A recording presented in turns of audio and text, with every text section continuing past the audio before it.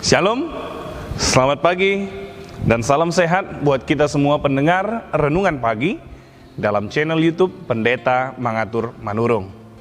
Marilah mendengarkan firman Tuhan yang menjadi pegangan kita dalam berkarya dan beraktivitas sepanjang hari ini, yang tertulis dalam kitab Galatia pasal yang ke-6 ayatnya yang pertama. Galatia 6 ayat yang pertama, beginilah bunyinya. Saudara-saudara, kalaupun seorang kedapatan melakukan suatu pelanggaran, maka kamu yang rohani harus memimpin orang itu ke jalan yang benar dalam roh lemah lembut, sambil menjaga dirimu sendiri, supaya kamu juga jangan kena pencobaan. Demikian firman Tuhan.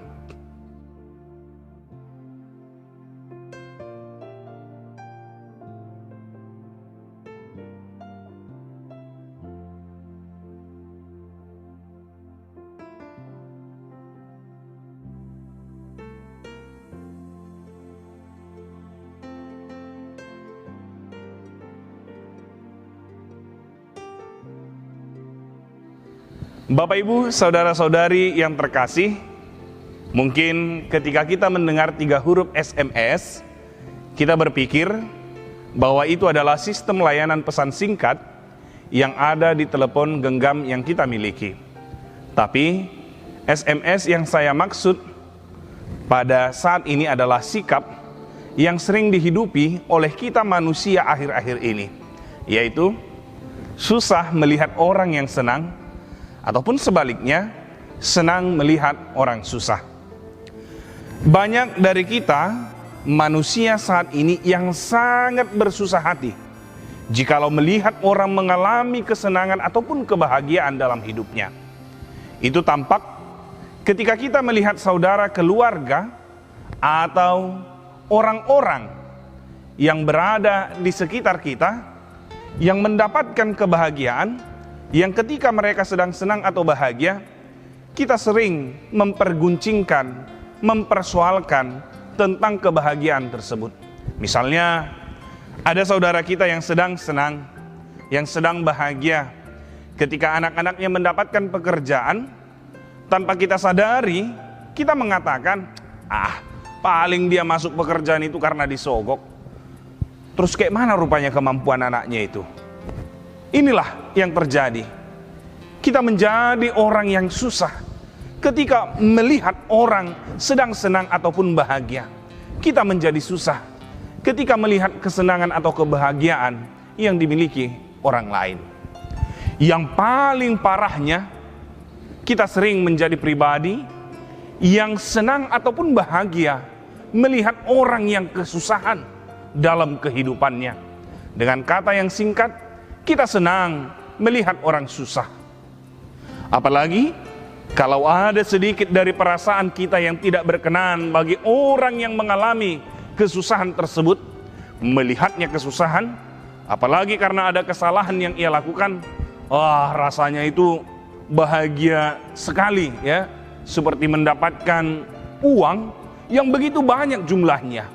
Bahkan sering sekali kita membumbuinya biar makin terasalah kebahagiaan yang kita miliki.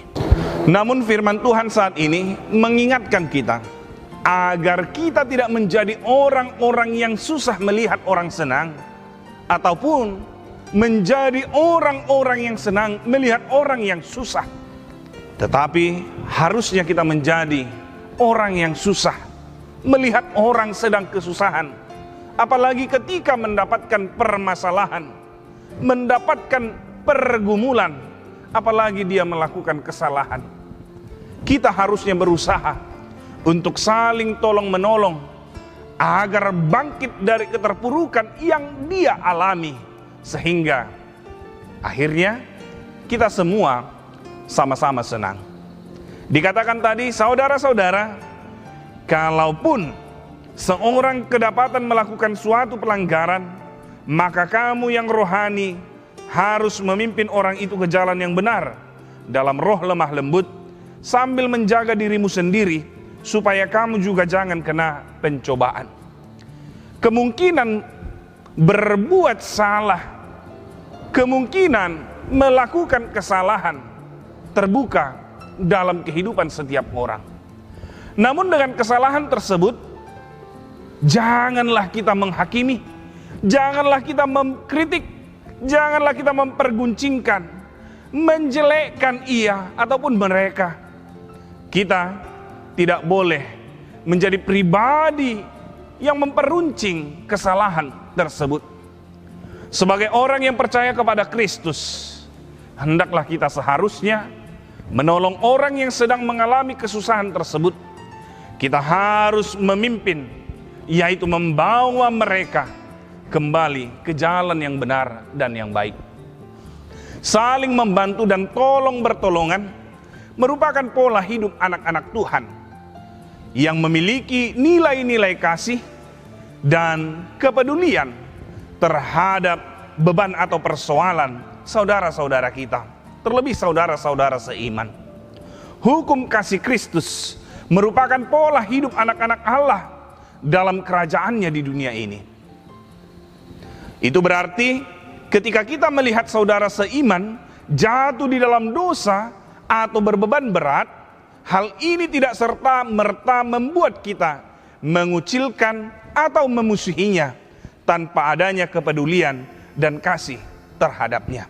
Sebaliknya, kejatuhannya adalah kesedihan dan beban kita untuk memperhatikan dan menolongnya, sehingga ia memperoleh pemulihan dan pertumbuhan rohani yang baik seperti semula. Tindakan menolong saudara seiman tersebut tentu saja tidak diikuti dengan motif mencari keuntungan atau pujian bagi diri kita sendiri, tetapi karena status dan fungsional orang percaya sebagai anggota tubuh Kristus yang mengaktualisasikan hukum Kristus, sikap ini mencerminkan keunikan orang Kristen yang telah hidup baru di dalam Kristus. Orang Kristen yang telah bertumbuh di dalam kasih Kristus harus memiliki cara berpikir kasih di dalam kebenaran dan kebenaran di dalam kasih, sehingga seseorang yang menasihati atau seseorang yang menolong orang lain akan berusaha menolong dan mengingatkan tanpa melupakan kasih, dan memberikan kasih tanpa menghilangkan keharusan untuk mengingatkan kesalahannya. Demikian pula hal ini mengingatkan kepada kita bahwa ketika kita sedang menasihati atau sedang menolong orang lain, sebenarnya kita sedang menasihati dan menolong diri sendiri. Sebab dengan menasihati atau menolong orang lain, kita menyadari bahwa kita juga membutuhkan nasihat dan pertolongan dari pihak yang lainnya. Dengan sikap demikian, kita tidak akan pernah membanggakan diri karena kelemahan orang lain. Sebaliknya, kita akan hidup saling tolong menolong dalam menanggung beban yang sedang dihadapi.